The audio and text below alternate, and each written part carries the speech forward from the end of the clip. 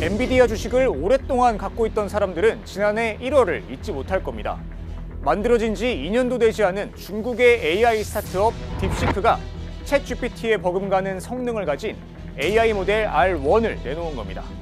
딥시크의 R1은 과거 소련의 스푸트니크 위성 발사에 비유되며 미국과 전 세계에 충격을 안겼습니다. 딥시크는 가성비가 압도적이었습니다. 딥시크는 R1 개발 비용이 오픈 AI가 쏟는 돈의 10%에도 미치지 않는다고 발표했습니다. 더 충격적이었던 건 중국의 기술 자립 가능성을 보여줬다는 점이었습니다. 딥시크는 미국의 반도체 제재로 엔비디아의 최신 AI 반도체, 즉 칩을 구할 수 없는 상황에서 구형 칩을 활용해 R1을 개발했습니다. The release of DeepSeek AI from a Chinese company should be a wake-up call for our industries that we need to be laser focused on. 중국 기업이 스스로 그리고 더 적은 돈을 써서 미국 기업과 대등하거나 더 뛰어난 AI를 만들 수 있을 거란 기대와 우려가 시장을 뒤덮었고 엔비디아의 주가는 하루에만 17% 폭락하면서 840조 원이 넘는 시가총액이 날아갔습니다. 당시 기준으로 삼성전자 시가총액의 2배를 훌쩍 넘는 돈이 하루 만에 증발한 겁니다. 딥시크가 미국의 반도체 규제를 돌파할 수 있었던 비결은 극한의 효율화 전략이었습니다.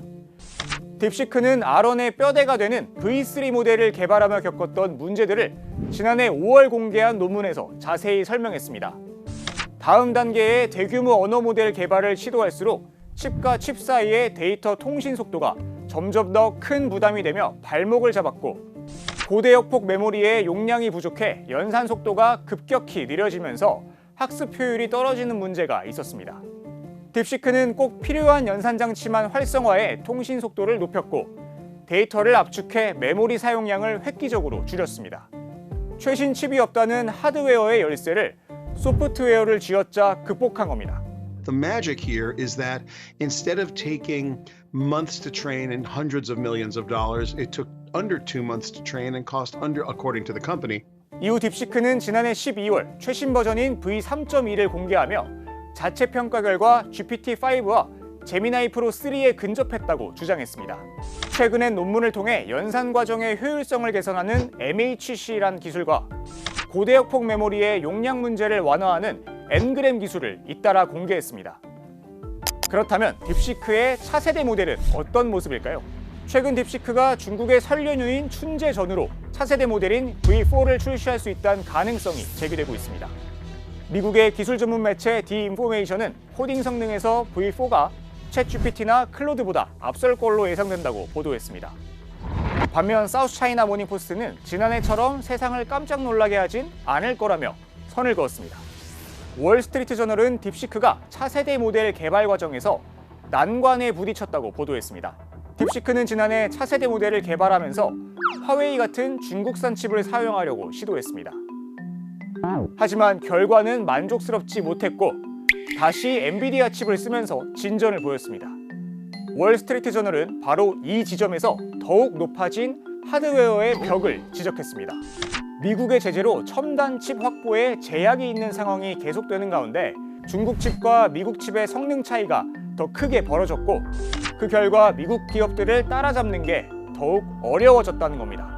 베스트셀러 칩 워의 저자 크리스 밀러 역시 밸런스에 쓴 기고문에서 딥시크가 지난해 12월 V3.2 모델을 공개하며 함께 발표한 논문에서 뚜렷한 격차가 나타나고 있다고 언급했다고 말했습니다. 다른 중국 AI 기업들도 입을 모아 더 좋은 칩이 없다면 미국을 이기는 게 어렵다고 말한다고 월스트리트 저널은 전했습니다. 중국 AI 스타트업 즈푸의 창업자 탕제는 격차는 오히려 더 벌어지고 있는지 모른다며 직면한 도전과 격차를 인정해야만 한다고 말했습니다.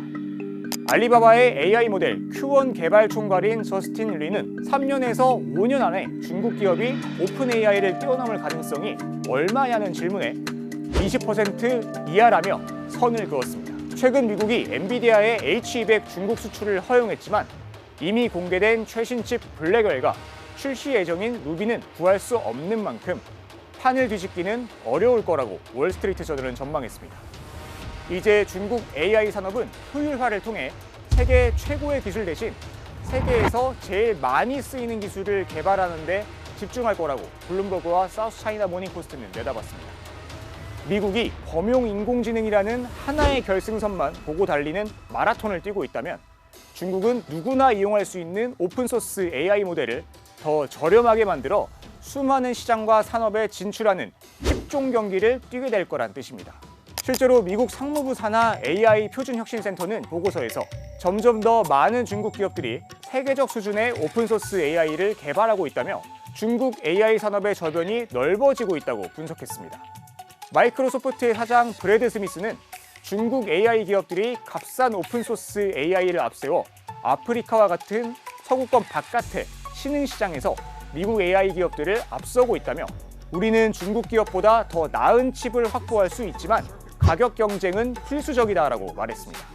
구글의 전 최고 경영자 에릭 슈미트는 미국 기업들이 오픈소스 AI 시장을 중국에 내줄지도 모른다고 일찌감치 경고했습니다. AI 기술이 예상보다 더 빠르게 진화하고 보편화되는 시대입니다. 최고의 칩을 독점하는 전략과 모두의 칩을 장악하는 전략, 어느 전략이 AI 산업에 패권을 쥐는 열쇠가 될지 핵심이 될 전망입니다.